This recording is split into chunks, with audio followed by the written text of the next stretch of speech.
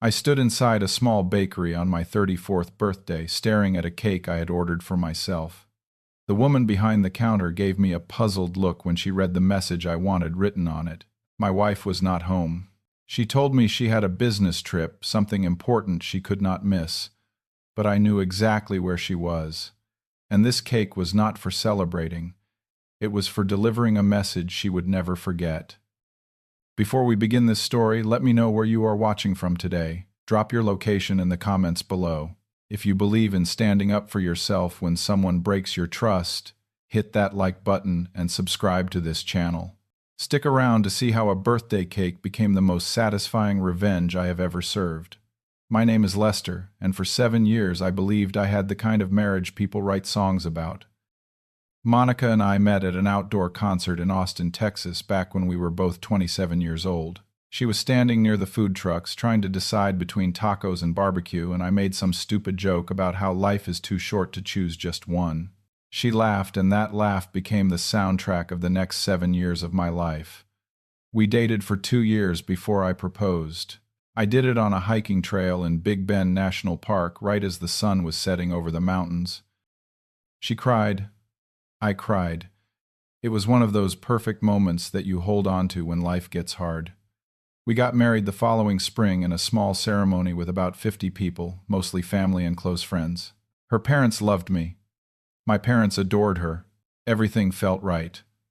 We bought a modest house in the suburbs, nothing fancy, just a 3-bedroom place with a backyard big enough for a garden and a dog. We named our golden retriever Biscuit, and he became the center of our little family. Monica worked in marketing for a tech company downtown, climbing the ladder with impressive speed. I worked as a software engineer, mostly from home, which meant I was the one who took care of the house, cooked most of the meals, and made sure Biscuit got his walks. Those early years were everything I had dreamed marriage would be.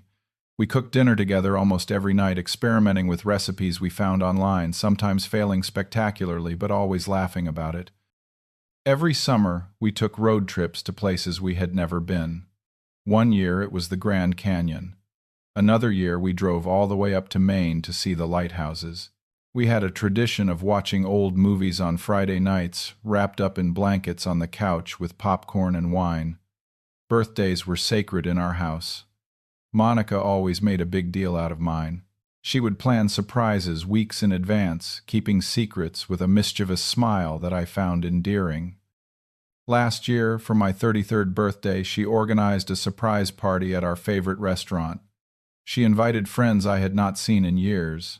She ordered a custom cake shaped like a video game controller because she knew I had been obsessed with gaming lately. She even got me a vintage record player I had mentioned wanting months before. The attention to detail was remarkable. It made me feel seen, valued, loved. I tried to do the same for her. Every year on her birthday, I planned something special. Once I booked a weekend getaway to a bed and breakfast in the hill country. Another time I arranged for her favorite band to send her a personalized video message. I believed that these small acts of love were the foundation of a strong marriage. If you pay attention to the little things, the big things take care of themselves. That was my philosophy. But about 6 months before my 34th birthday, things started to change. Monica got promoted to a senior position, which meant more responsibilities and more travel. At first, I was nothing but proud. She had worked so hard for this, and she deserved every bit of success that came her way.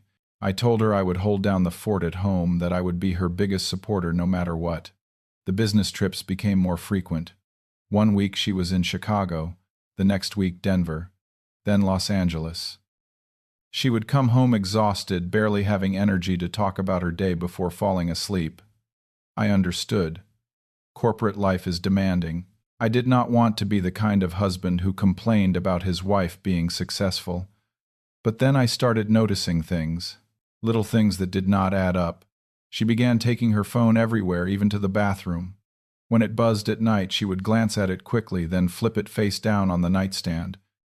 She started guarding her laptop password, something she had never done before. When I asked about her trips, her answers became vague. Just meetings, she would say. You know how it is. I told myself I was being paranoid. Jealousy is poison, and I refused to let it infect our marriage. Monica loved me. We had built a life together. There was no reason to doubt her, so I pushed those thoughts aside and focused on being the supportive husband she needed. 2 weeks before my birthday, I brought up the topic casually over dinner. I mentioned that I was thinking about maybe doing something small this year, just the two of us, maybe a nice dinner somewhere. Monica's face shifted slightly. She set down her fork and looked at me with what I now recognize as rehearsed sympathy.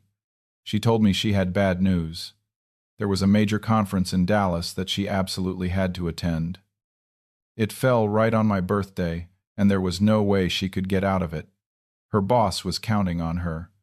Her career depended on it. I would be lying if I said I was not disappointed. My 34th birthday might not have been a milestone, but I had hoped we could spend it together. Still, I told her I understood. I suggested we celebrate when she got back, maybe that weekend. She smiled, kissed my cheek, and promised she would make it up to me. She said she would get me something really special. The morning of my birthday, Monica was up before dawn. She was rushing around the bedroom, packing her suitcase, checking her phone every 30 seconds. I pretended to be half asleep, watching her through barely open eyes. She came over to the bed, leaned down, and gave me a quick kiss on the forehead. "Happy birthday, babe," she said, her voice already distant, her mind clearly somewhere else, and then she was gone. The front door closed, her car started, and I was alone. Biscuit jumped onto the bed and licked my face, his tail wagging, completely unaware that something was fundamentally broken in this house. I spent the morning trying to convince myself that everything was fine. I made breakfast, took Biscuit for a long walk, answered some work emails. Around noon, my phone rang. It was Greg, my best friend since college. We had been roommates freshman year and had stayed close ever since, even though he lived 3 states away now. "Happy birthday, man," Greg said, his voice cheerful. "Big plans today, Monica, doing something special." I told him she was out of town for work, a conference in Dallas. There was a pause on the other end of the line. Then Greg said something that made my blood run cold. "That is weird," he said slowly. "My wife works with Monica, remember? She mentioned yesterday that Monica took the whole week off. Said it was for some family thing. I felt like someone had reached into my chest and squeezed my heart. I asked Greg to repeat what he had just said. He did. His wife, who worked in the same department as Monica, had told him that Monica was on vacation this week. Not a business trip. Vacation. For family matters. I thanked Greg, told him I had to go, and hung up before he could ask any questions. My hands were shaking. There had to be an explanation. Maybe there was a miscommunication. Maybe Monica had told her coworkers one thing and me another for some innocent reason. But even as I tried to rationalize it, I knew. Deep down, I knew. I went to my computer and pulled up our joint bank account. We had always shared finances. It was something we both believed in, complete transparency with money. I scrolled through the recent transactions looking for anything related to Dallas. Airfare, hotels, conference fees. What I found was something else entirely. There was a charge from 3 days ago, a hotel reservation, but not in Dallas. The charge was from the Grandview Hotel in Houston. That was only 3 hours from our house. 2 nights in a suite. Nearly $600. My vision blurred. I kept scrolling. There were more charges I had never noticed before. Fancy restaurants I had never been to. A jewelry store where I had not bought anything. More hotel rooms over the past few months, always in cities close enough for a day trip but far enough to seem like business travel. I sat back in my chair, staring at the screen, feeling like the ground had opened up beneath me. 6 months. Maybe longer. My wife had been lying to me for 6 months at least. Every business trip, every late night at the office, every time she said she was too tired to talk. It had all been a cover. I did not cry.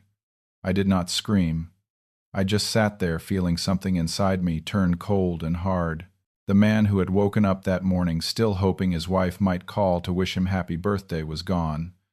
In his place was someone else. Someone who was done being naive. That night I did not sleep. I lay in bed staring at the ceiling, running through every possible course of action. The obvious choice was to drive to Houston, burst into that hotel room, and confront Monica and whoever she was with. I imagined the scene 100 times. The shock on her face, the stammering excuses, the tears and apologies. But the more I thought about it, the less satisfying that scenario became. If I confronted her directly, she would have a chance to explain. She would cry.